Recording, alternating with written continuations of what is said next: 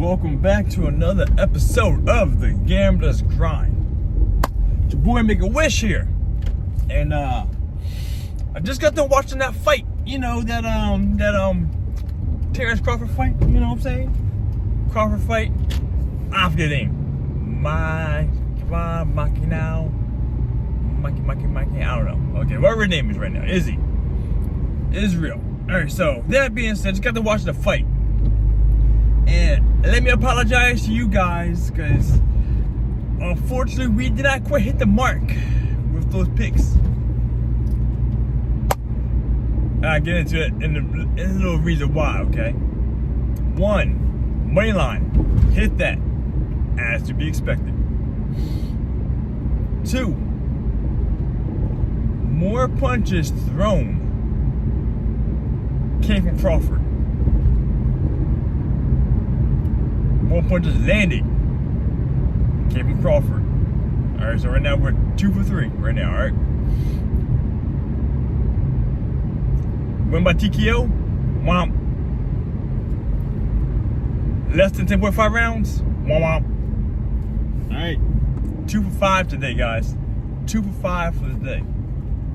I'm sorry about that. At least try and get 3 for 5, you know what I'm saying? Get the more than less, you know what I'm saying? If you're able to do it at the negative 10s or negative 15s, you know what I'm saying? But that wasn't the case. That was not the case today, guys. I'm sorry about that. So anywho, just got to watch the fight, and that was, let me tell you what, right? Sometimes I really do hate listening to commentators talk about the fights while the fight's going on. Because everyone has their own personal biases and shit like that going on at the time they're doing this stuff. I respect that, you know what I'm saying? Some people like them fighters, people like their own personal styles, whatever the case may be, right? And this one, my boy Sean Porter, you know, he's a fan now of Crawford after getting an ass whooped, you know what I'm saying? Nothing personal, but that happens, you know what I'm saying? That sometimes be the case. The other guy, I'm not sure who it was, some guy named Sergio, right? These scorecards were crazy wild throughout the course of the match. Like, I think it was 7th round, Sean Porter talking about he's 6-1. As in, Terrence Crawford was winning 6-1, alright? Other boy had Izzy winning about 2 rounds, I think it was. So, like, come on. Make a little sense there. With that being said, I watched the fight myself, and not in any way, shape, or form sure I like to call myself a very articulate boxing analyst, shit like that, right? But I watch things very unbiasedly, and I like to see things that other people don't really see. I see these things, you know what I'm saying? It's actually, it amazes me that Sean Porter and people like this, they don't see it the way I see things, the way they do. So, all that being said, this fight was relatively not close at first. Alright? I will go that route. Am I saying that Sean Porter is wrong with his 6-1 thingamabob for the rounds? Not necessarily too far off. But it wasn't that bad. It wasn't that big. The course of the fight started exactly how we all expected to start. Start off slow. My boy Bud gonna slow down, throws up hands a little bit. Got to gather his attention, gather his feet, gather his feels. The thing that's unexpected was so did Madrinov. That's the name. Madrinov also started slow. Started off really slow. Like almost the first 6 rounds, he didn't throw too many big punches. Too much. The biggest reason for that, because Terrence Crawford fought him at southpaw after the first like 25-30 seconds of the fight. So with that being said, one of the biggest things that Madrinov actually used to get in was he utilized to use a quick little jab, whatever, reposition his feet, and then do some kind of crazy lunge shit. Then he gets inside and it goes to work or something. Then it resets, blah, blah, blah. But he has a lot of upper body movement. Like the same way how Lomachenko has a lot of foot movement, and what keeps him around, keeps the activity moving high. Madrinov is different. He has a lot of upper body movement, so he's always awkwardly moving his body around, ducking and popping in, popping out, blah, blah, blah. You know what I'm saying? Just watch the fight. You see what I'm saying? He has a lot of movement. He's actually very active at the height. I mean, at that size. He's not a big size. Shit's my size, but still, it's not a big size. But you know what I'm saying? That's how it is. And the biggest thing with that was, it's hard to time someone when someone's actually doing those kind of motions. And I was heard from my friend who was actually watching the fight. He was saying that Crawford was having issues in regards to timing his punches to actually land the guy. No, not really. It wasn't so much. The early parts of the fight, they're both kind of finding space. Terrence Crawford is a hell of a counterpuncher. He punishes you for fucking up hard.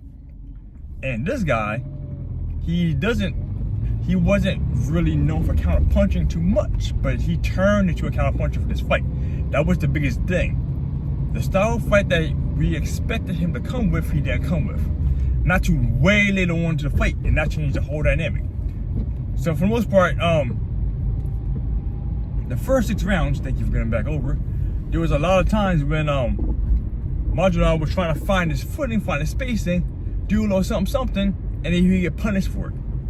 Or you land a shot, one big shot or whatever, one big overhand left, and right away, Crawford will get him right back.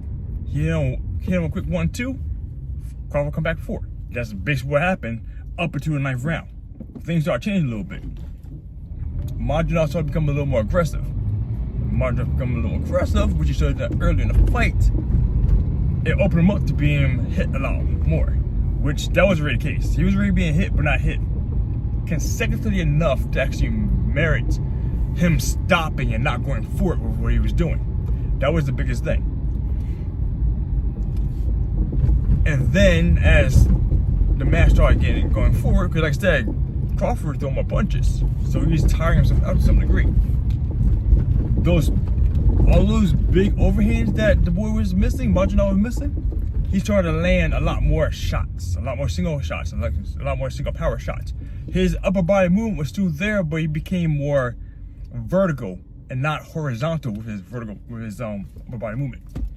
And that was the biggest thing. So he wasn't dodging as much, and then started becoming a lot more battle heavy. They actually started hitting a lot more heavier shots. If you look at the end of the fight, like the post-fight interview type of situation, there was the facial damage was devastating. All right, they had a slight difference in landed punches, but like I think like 5 or 6 different punches, 5 or 6 different punches total. Okay.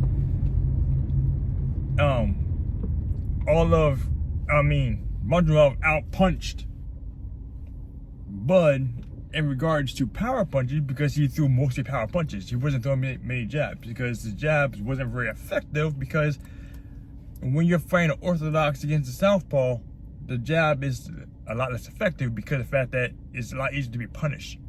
And straight down the line or the overhands with the power hand, the back tends to be a lot more efficiently hit. That's the reason why. Because Bud was throwing a jab still. Even though he's fighting like I said, the fighting style, Bud was leading the charge in regards to footwork. Like I said, the footwork, he was still getting around the guy. He was doing everything he needed to do. The guy. Madrinov, he's still doing his movement. He's getting up and down and not getting hit too much cleanly because of the fact that his body was moving around. But his footwork was the differentiating factor. But he kept getting around the foot and hitting the jab. The jab was still hitting. So Bud hit a lot more jabs, set up combinations. Whereas Madrinov was doing a lot more power shots, a lot more wild power shots trying to get him in.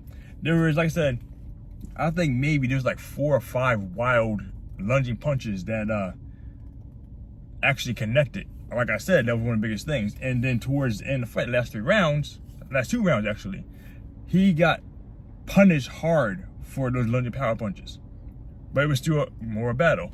The scorecards would say it was a much closer fight than what I felt that it really was.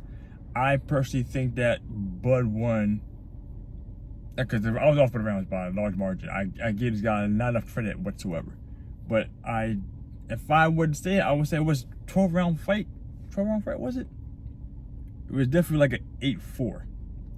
Maybe, no, that was an 8-7-5, no.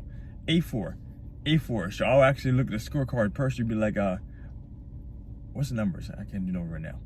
A 117, 113 type situation. A split between like 3 or 4. That's my personal opinion, how I felt. It was closer than that on 2 of the scorecards. I forgot the other scorecard. But that fight was actually a pretty good fight. It actually did not make Bud look too great, because of the fact that one of the biggest things about why Bud looks so great and so dominant is because of the fact that he's punishing the people for fucking up towards the end of the fight. Whereas this fight itself, Madrinov, he started slow and he stayed patient and didn't get too flustered in regards to over pushing his aggression yet. And so Bud did not get the opportunity to properly punish the guy later in the fight, because he was still gathering himself and still asserting his dominance late into the fight compared to other people. Other people actually start trying to dominate earlier and get fucked up for that. And so it's typically start like here and it goes straight down. Whereas this guy here, he started here, went up, and then went down towards the end. I said it was actually a pretty good fight though, really good fight. It didn't make Terrence Crawford look too good at all, in my personal opinion. For the rest of the naysayers, all the good job and jazz. But like, his counter punch game was phenomenal. A lot of people aren't like going to give him credit for that. He was just tagging the guy up, body shots, anything he missed, tag. But like I said, the biggest thing is you don't see that in the numbers too well. You actually have to see the physical fight and see that stuff that you know what I'm talking about. If you look for that stuff. Because there was a couple times where the crowd was booing because they were so bored, because there was not enough action going on. But a lot of things happen. So that being said, my apologies again for you guys. We didn't go out there and make that money unless you made that big money line bet like I told you from the very beginning, you know what I'm saying? Aside from that, we ain't got to make the money tonight. We got a couple things going, but it was a fantastic fight. Go check it out if you get a chance, you know what I'm saying? Put that money down, go pay, go watch it, whatever. You know, I'm gonna leave that how you guys consume that, great. But the fact of the matter is, good fight, check it out. Sorry about the bets. My best 2 out of 5 today, guys. I apologize, but yo, good fight nonetheless. I look forward to Crawford's next fight. That's all I gotta say. Happy gambling grinders. Make a wish.